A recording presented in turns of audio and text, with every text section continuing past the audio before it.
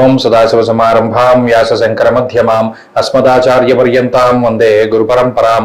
జ్యోతిష్ శాస్త్రాన్ని భావితరాల వారికి ప్రసాదించిన ఋషుల యొక్క పాదపద్మాలకి నమస్కారం చేసుకుంటూ, అలాగే నాకు జ్యోతిష విద్యను నేర్పిన గురువర్యులు జ్యోతిష బ్రహ్మ కీర్తిశేషులు శ్రీ ఏరంకి సూర్యనారాయణమూర్తి గారు, సూర్య శ్రీ దైవజ్ఞ గారి యొక్క పాదపద్మాలకి నమస్కారం చేసుకుంటూ, ఓం శ్రీ మహాగణాధిపతి నమః, శ్రీ గురుభ్యో నమః, హరి ఓం. వీక్షకులందరికీ నమస్కారం.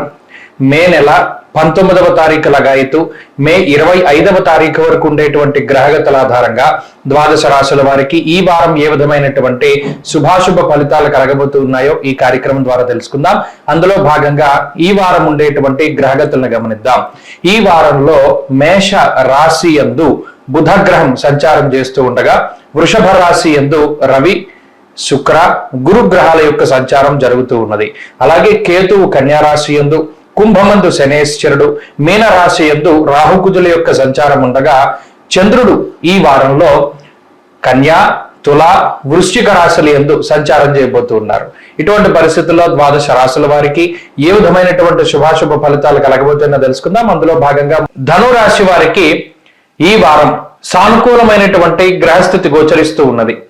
ఈ రాశి వారికి పంచమ స్థానమందు ఉన్నటువంటి బుధుడు, అలాగే షష్ఠ స్థానమందు ఉన్నటువంటి రవి, తృతీయ స్థానమందు ఉన్నటువంటి శనేశ్వరుడు, చంద్రబలం వెరసి 4 గ్రహాల తాలూకు శుభ ఫలితాలు ఉన్నాయి.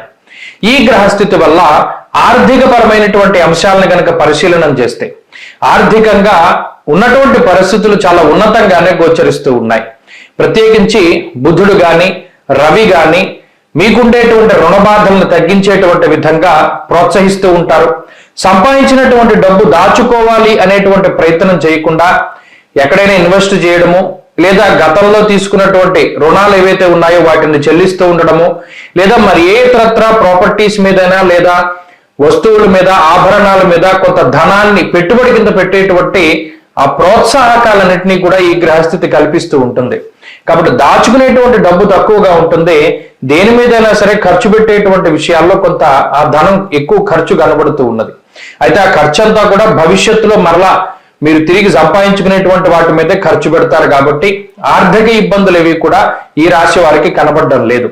ఇక కుటుంబపరమైనటువంటి విషయాలను పరిశీలన చేస్తే అర్ధాష్టమ కుజరాహువులు ఎప్పుడైతే ఉన్నారో బంధువులతో గాని, భార్య తరఫు బంధువులతో గాని, కుటుంబ సభ్యులతో గాని, సంతానంతో గాని కొద్దిపాటి విభేదాలకి, మాట పట్టింపులకి ఎక్కువ అవకాశాన్ని కల్పిస్తూ ఉంటారు.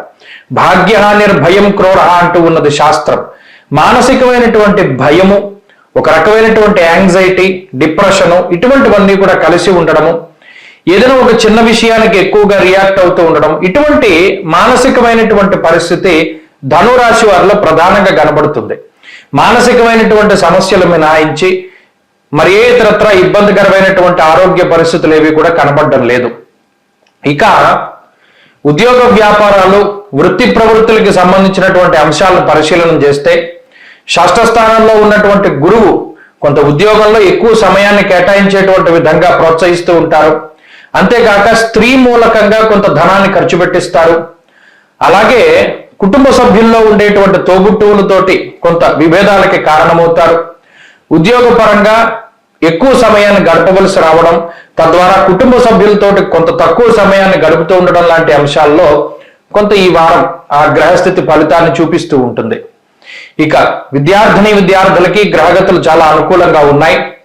దూర విద్య, విదేశీ విద్య, పోటీ పరీక్షల్లో మంచి విజయాన్ని సాధించడానికి అవకాశం ఉంటుంది. స్త్రీలకు ప్రత్యేకించి కొంత మనోవ్యాకులత అధికంగా ఉంటుంది. అనగా ప్రతి చిన్న విషయాన్ని భూతద్దంలో చూస్తూ దానికై బాధపడుతూ ఉంటారు. చెప్పుడు మాటలు వినడం మానేస్తే కొంత మానసిక ప్రశాంతత స్త్రీలకి ఏర్పడుతూ ఉంటుంది.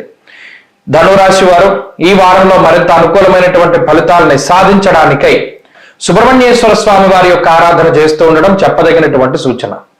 ఈ వారంలో కలిసి వచ్చేటువంటి రోజు ఆదివారంగా చెప్పవచ్చును.